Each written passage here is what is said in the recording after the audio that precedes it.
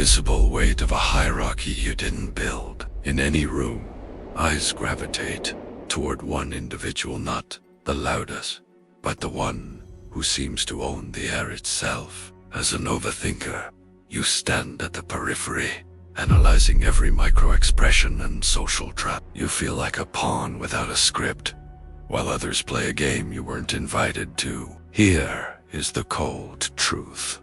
You are leaking. Your internal noise is manifesting as external static. Stop. Every nervous posture adjustment, every darting eye seeking approval, every apologetic step, it's a broadcast of your position as a pawn. Your high sensitivity isn't a flaw. It's a high-precision sensor you've left on. You are sensing the game, but you aren't playing it. You are being played by it. Today, we stop the leak. We will recalibrate your biological hardware through high-value dominance. I am not here to help you fit in. I am here to provide a blueprint. To the untrained eye, status is charisma. To the architect, status is a series of neurobiological signals processed by the primitive brain before the conscious mind even registers a name.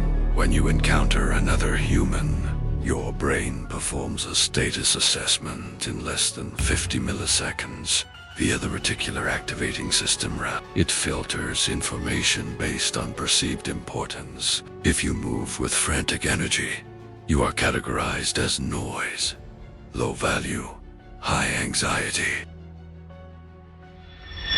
If you move with calculated stillness, you bypass the filter and land in their high priority centers. For the overthinker, hyperarousal leads to pawn behavior, minimizing physical presence to avoid conflict. The architect does the opposite. We acknowledge the data surge and use it to fuel a state of controlled stillness. We are going to weaponize your biology through two specific protocols, the architect's gait and threshold icon. Let us begin the reconfiguration. Status is inversely proportional to the frequency of unnecessary movement. This is kinetic sovereignty. First, the vertical axis. Imagine a wire pulling the crown of your head upward. Keep your shoulders heavy and dropped. This creates a long neck signal, suggesting you do not fear predator. Second, the pelvic lead. Pawns lead with their heads, seeking approval. Architects lead with their hips. Keep your center of gravity slightly behind your stride. It signals status. This signals you are in no rush to serve anyone else's timeline. Third, the 0.5-second lag. When turning to look at something, let your eyes move first, followed by your head half a second later. This lag displays high-speed processing and low reactivity. It suggests nothing in your environment can startle you. You are not moving through the room. You are the fixed point. The room moves around you. This is the first layer of dominance. Control the space by owning your motion. Eye contact is a pressure valve. In a lock, the person who breaks first is the lower status individual. Protocol, the 80-20th rule. When you speak, hold eye contact 80% of the time. When they speak, hold it 100%. Next, the vertical break. If you must break contact, never look down. Looking down is the pawn's bow. Look to the side, as if processing a complex thought, then return to their eyes. This maintains your frame while allowing the other person to feel the weight of your gaze.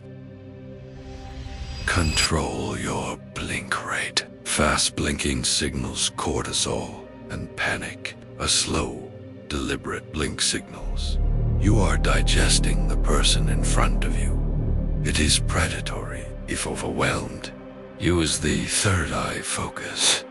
Focus on the bridge of their nose. This detaches your sensitive sensor from the emotional weight turning the interaction into a clinical observation of a biological specimen. You are no longer a participant. You are an observer mapping out a target for engineering. You've been told your intense mind makes you anxious. In this framework, you are simply operating at high capacity. By slowing your movements to a calculated rhythm, you force your hyperactive brain to synchronize with your body.